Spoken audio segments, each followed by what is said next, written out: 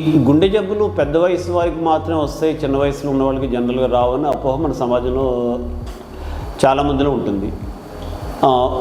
ఇప్పుడు ప్రస్తుతం మన సమాజ పరిస్థితులను బట్టి మారిన ఆహారపు అలవాట్లు, ఈ వృత్తిరీత్యా వచ్చే స్ట్రెస్ లెవెల్స్, ఈ యంగ్ ఏజ్లో కూడా చూస్తున్న డయాబెటీస్, హైపర్ టెన్షన్ వలన మనకి ఈ యొక్క గుండె జబ్బుల యొక్క ఇన్సిడెన్స్ ఈ చిన్న వయసు వాళ్ళలో కూడా ఈ మధ్యకాలంలో చాలా ఎక్కువగా పెరుగుతుంది.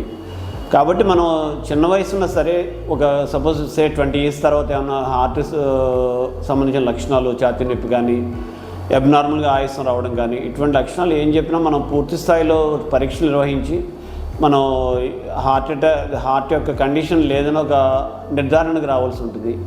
కొన్ని కుటుంబాల్లో మనకి జన్యుపరమైన తేడాల వలన కొలెస్ట్రాల్ లెవెల్స్ చాలా హైగా ఉంటాయి. మామూలు కొలెస్ట్రాల్ లెవెల్ కన్నా వాళ్ళు 3-4 హైగా ఉంటాయి. ఈ రకమైన కుటుంబాల్లో మనకి బ్రెయిన్ స్ట్రోక్స్, హార్ట్ అటాక్ యొక్క ఇన్సిడెన్స్ చాలా ఎక్కువగా ఉంటుంది.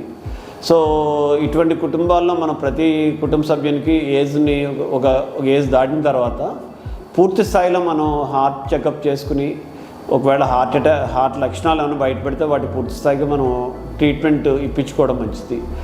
ఈ మధ్యన యువతలో ఈ దుర్వ్యసనాలకు లోనవడం కూడా బాగా సమాజంలో ఎక్కువైంది.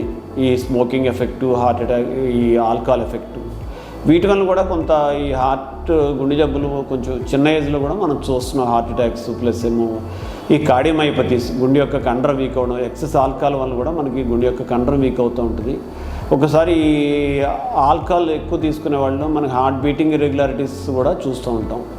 కాబట్టి ఇప్పుడున్న సమాజంలో ఈ మారిన ఈ పరిస్థితులను బట్టి, ఈ ఆహారపు అలవాట్లు ప్లస్ ఈ వృత్తిరీత్యా వచ్చిన స్ట్రెస్ వలన మనం చిన్న వయసు వాళ్ళకు కూడా హార్ట్ లక్షణాలు కనిపిస్తే త్వరగా మనం చెకప్ చేసి దాన్ని పూర్తి స్థాయిలో నిర్ధారించుకోవాల్సిన అవసరం ఉంటుంది.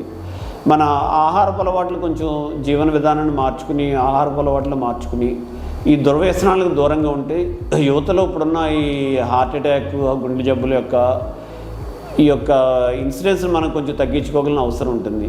ఈ డయాబెటీస్, హైపర్ టెన్షన్, కొలెస్ట్రాల్, ఈ 3 రిస్క్ ఫ్యాక్టర్స్ని కూడా ప్రాపర్గా మనం కంట్రోల్లో పెట్టుకున్నట్టయితే ఈ చిన్న వయసులో వచ్చి గుండె జబ్బులు మనం కొంతవరకు మనం